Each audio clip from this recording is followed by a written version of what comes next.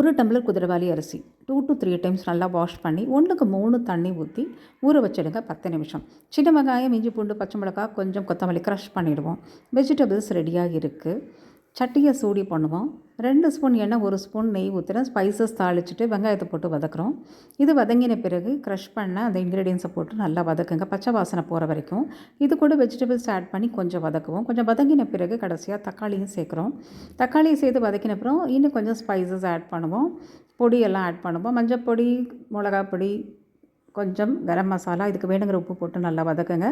இப்போ ஊற வச்சுருக்கிற அரிசி தண்ணியோடு சேர்த்துருங்க. 1க்கு 3 தண்ணி ஊற்றிருக்கோம், சரியாக இருக்கும். இப்போ அந்த ரைஸ்க்கு மட்டும் உப்பு சேர்த்துட்டு நல்லா கலந்து விட்டு 8 to 10 மினிட்ஸ் குக் பண்ணுங்கள்.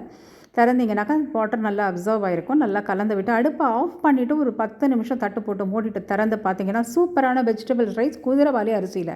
நீங்களும் ட்ரை பண்ணி பாருங்கள். நிறைய ஹெல்த் நியூட்ரியன்ஸ் ஜாஸ்தி இருக்குது. தேங்க்ஸ் ஃபார் வாட்சிங்.